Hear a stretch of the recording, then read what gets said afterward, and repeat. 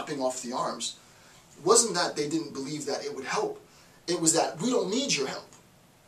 It was the act was done for principle, right? Those children's arms were mutilated and dismembered because of principle. On principle, we take care of ourselves. We don't need you to help us. We can help ourselves.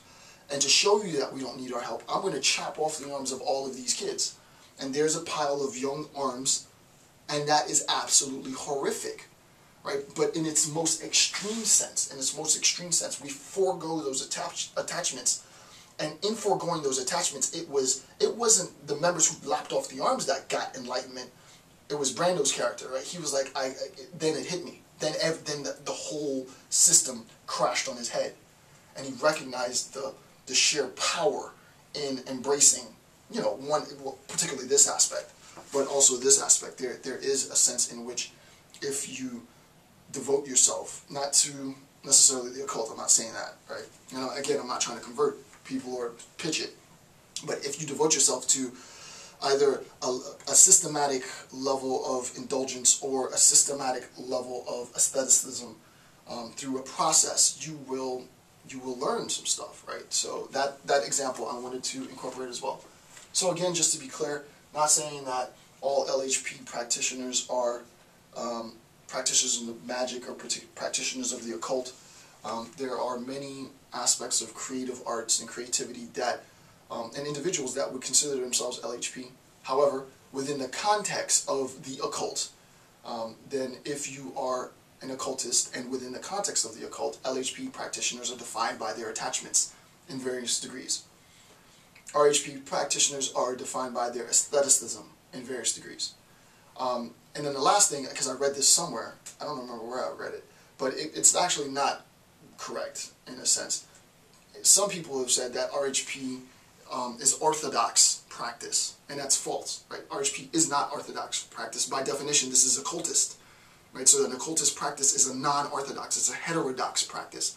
So both RHP, and I said this before, but just to be clear, both RHP and LHP occultism are heterodox theories. This is not mainstream religious theistic belief. This is heterodox. Both are heterodox, not orthodox. So if you're talking about RHP or you're talking about LHP, you're talking about heterodox theory. Me personally, this might just be my interpretation, but I would refuse to agree with the claim that RHP practitioners are orthodox practitioners and they follow a standard rigorous moral code or whatever, and LHP are deviant. That's a generalization and it's false.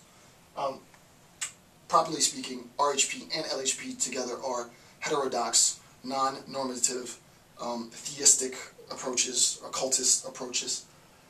They both are outside of the mainstream. The RHP, as cited in many authors that I have included in the notes, embrace aestheticism to varying degrees. LHPs, generally speaking, embrace attachment, right, to the world in varying degrees, and hence the polemic and so on. So that concludes my lecture on the occult. It also concludes my series on theories. So I want to thank you for taking the time to watch these videos. The series is pretty long. I don't know for a fact. I'll know in a little bit, but as of yesterday, while I was uploading some of the videos, I recognized that it's going to be, I shot 2.5 hours yesterday, and this has probably already been half an hour or so.